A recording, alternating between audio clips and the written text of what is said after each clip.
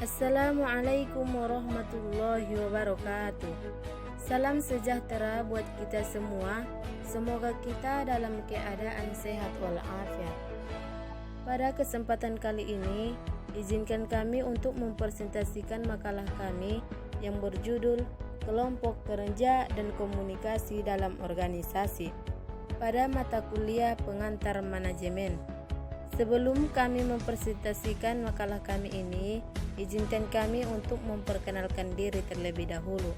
Kami dari kelompok 3, saya Robiatun Adawiyah Hasibuan bersama rekan saya Beatrice Carolinka Sianipar, Dina Auliania, Joan Christine Simbolon, Kezia Enzelika Tampu Bolon, Eni Simamora, dan Silvi Sitorus.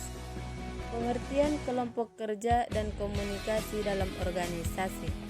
Menurut DRS Melayu SP Hasibuan, organisasi atau kelompok kerja ialah suatu sistem perserikatan formal, berstruktur dan terkoordinasi dari sekelompok yang bekerja sama dalam mencapai tujuan tertentu, merupakan alat dan wadah saja.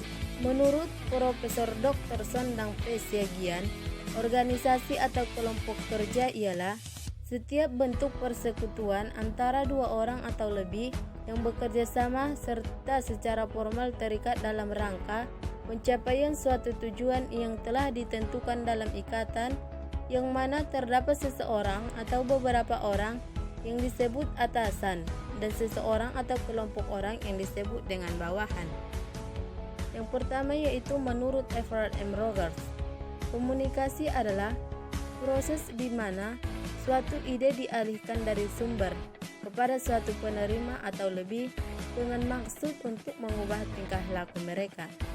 Yang kedua yaitu menurut Profesor Dr. Alo Liliweri, komunikasi adalah pengalihan suatu pesan dari sumber kepada penerima agar dapat dipahami. Yang ketiga adalah kelompok kerja dalam organisasi. Adalah kelompok yang disusun oleh organisasi dengan tujuan untuk menjalankan berbagai pekerjaan yang terkait dengan pencapaian dan tujuan organisasi. Yang keempat adalah kelompok kerja formal.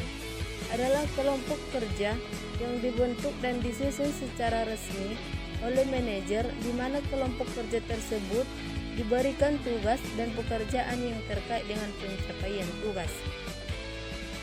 Macam-macam kelompok kerja.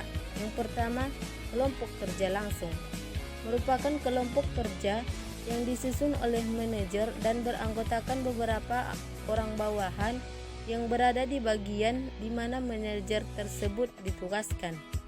Yang kedua ialah kepanitiaan. Adalah kelompok kerja yang disusun oleh manajer dan beranggotakan beberapa orang yang bisa berasal dari bagian yang sama atau dari bagian yang lain dari organisasi. Yang ketiga adalah kelompok kerja temporal atau khusus. Adalah kelompok kerja yang disusun untuk kepentingan khusus dan bersifat sementara. Kelompok kerja informal adalah kelompok kerja yang disusun dengan sendirinya ketika beberapa anggota dari organisasi yang kegiatannya biasanya tidak terkait langsung dengan rencana rutin dari organisasi, namun secara tidak langsung akan memengaruhi kinerja dari orang-orang dan dalam organisasi. Tujuannya A. Untuk memelihara dan memperkuat perilaku positif dari para anggota. B. Untuk menciptakan dan memelihara interaksi sesama anggota sehingga anggota merasa nyaman, puas, dan aman. C. Untuk membantu para anggota agar dapat saling berkomunikasi dan berinteraksi dalam bentuk yang informal dan fleksibel. D. Untuk membantu manajer dalam menyelesaikan persoalan-persoalan yang mungkin dalam kondisi formal tidak dapat diselesaikan. Konflik dalam kelompok kerja. Konflik dalam organisasi dapat terjadi dalam berbagai keadaan. Di antaranya, pertama, konflik antar bawahan di bagian yang sama. Kedua, konflik antar bawahan dan pimpinan di bagian yang sama. Ketiga, konflik antar bawahan dari bagian yang berbeda. Keempat, konflik antara pimpinan dan bawahan dari bagian yang berbeda. Dan terakhir, konflik antara pimpinan dari bagian yang berbeda. Dampak bagi organisasi. Konflik dapat menyebabkan kelompok kerja lemah dan berbagai pekerjaan dalam organisasi akan terbengkalai. Konflik bisa menjurus pada persoalan antar individu dalam organisasi. Konflik memiliki dampak positif ketika manajer atau pimpinan dapat mengelola konflik menjadi persaingan sehat antar individu sehingga kinerja organisasi dapat ditingkatkan. Konflik menyebabkan berbagai hal yang tidak terkait langsung dengan tujuan organisasi muncul, sehingga sangat mungkin terjadinya pemborosan waktu, uang, serta berbagai sumber daya lainnya. Pendekatan dalam konflik kelompok kerja. Stimulasi konflik pada dasarnya adalah upaya yang dilakukan oleh manajer terhadap konflik yang terjadi dengan jalan memberikan umpan-umpan stimulan yang menyebabkan pihak-pihak terlibat konflik mengarah konfliknya kepada sesuatu yang bersifat positif bagi dirinya dan organisasi. Di antara program yang dapat dijalankan adalah memosisikan pihak-pihak yang terlibat dalam konflik ke dalam suatu situasi di mana mereka terlibat dalam sebuah persaingan positif yang meningkatkan kinerja mereka sekaligus juga organisasi. 2. Pengendalian konflik. Selain memberikan stimulasi kepada pihak-pihak yang terlibat konflik, pendekatan lain yang bisa digunakan adalah pengendalian konflik. Pengendalian konflik ini dilakukan untuk memastikan bahwa konflik dapat senantiasa dihindari dan kalaupun terjadi dengan segera bisa disesuaikan kembali. Di antara program yang bisa dilakukan adalah melalui perluasan penggunaan sumber daya organisasi. 3. Penyelesaian konflik. 2 pendekatan di atas merupakan sebagian upaya untuk menjadikan konflik sesuatu yang dapat diterima secara alamiah, namun tetap harus diwaspadai agar konflik yang terjadi dapat diarahkan kepada pencapai kinerja organisasi yang lebih baik. Untuk kasus seperti ini, maka konflik harus dihadapi dan diselesaikan.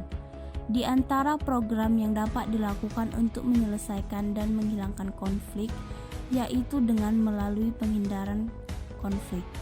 Jika kita mengetahui bahwa terdapat 2 orang yang kalau dipertemukan akan terjadi konflik, maka salah satu upaya penghindarannya adalah dengan memisahkan mereka dari bagian kerja yang sama, atau jika berada dalam bagian yang sama, mungkin dengan jalan membagi waktu kerja yang berbeda, dan seterusnya.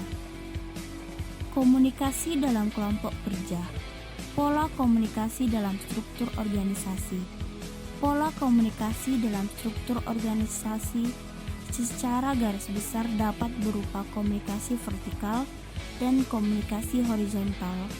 Komunikasi vertikal adalah komunikasi yang dilakukan oleh seseorang atau bagian yang berada pada tingkatan organisasi yang lebih tinggi dengan tingkatan yang lebih rendah atau juga sebaliknya.